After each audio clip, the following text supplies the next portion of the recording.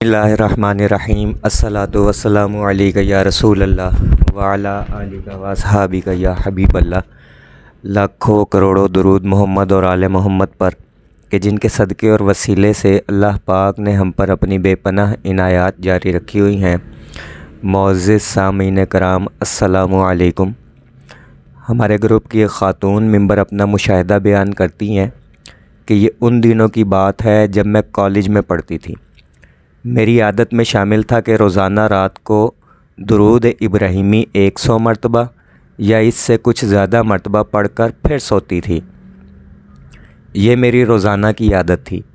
ایک شب میں درود پڑھ کر سوئی تو خواب دیکھا کہ آسمان کا رنگ بہت ہی زیادہ خوبصورت ہے، نہایت دلکش منظر ہوتا ہے، اور ابھی میں آسمان کو دیکھ ہی رہی ہوتی ہوں کہ اچانک سے آسمان پر بادلوں میں نقش نعلین مبارک ظاہر ہو جاتا ہے، اور کبھی ایک جگہ تو کبھی دوسری جگہ بار بار ظاہر ہوتا ہے۔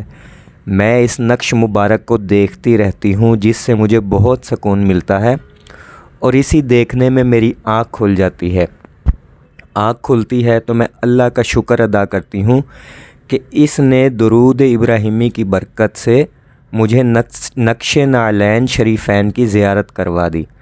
درود ابراہیمی کی برکت سے میری ہر دعا جلدی قبول ہو جاتی ہے، اور الحمدللہ مجھے اچھے خواب آتے ہیں جس میں میری رہنمائی بھی کی جاتی ہے۔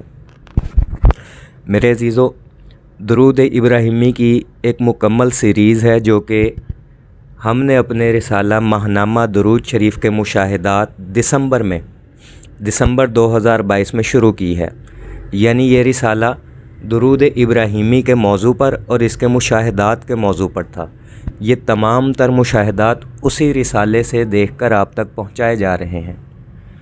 درود ابراہیمی، اس میں کوئی شک نہیں کہ افضل درود ہے، لیکن باقی درودوں کی بھی اپنی اپنی فضیلت اور اہمیت ہے۔ لہٰذا درود ابراہیمی کے مسلسل مشاہدات سننے کے بعد کوئی شخص اس نتیجے پر نہ پہنچے کہ درود ابراہیمی ہی پڑھنا جائز ہے، باقی کے درود پڑھنا شرک ہے۔ ایسی بات نہیں ہے۔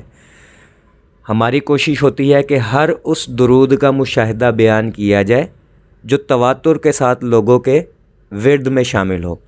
تو درود ابراہیمی کے ساتھ ساتھ اور بھی دیگر درودوں کے مشاہدات انشاءاللہ وقتاً فوقتاً آپ احباب کے سامنے پیش کرتے رہیں گے۔ فی الوقت درود ابراہیمی پڑھنے والوں کے لیے یہ تمام تر مشاہدات بہت ہی قیمتی اور فائدہ مند ثابت ہوں گے۔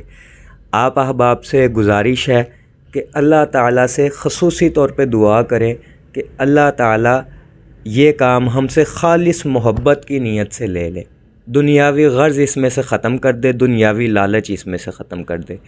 دعا گو ہوں کہ اللہ پاک ہم سب کو کثرت سے درود شریف پڑھنے، پڑھوانے، لکھنے، لکھوانے اور اس کی اشاعت و تبلیغ کرنے والا بنائے۔ صلی اللہ علی محمد، صلی اللہ علی محمد، صلی اللہ علی محمد۔ السلام علیکم۔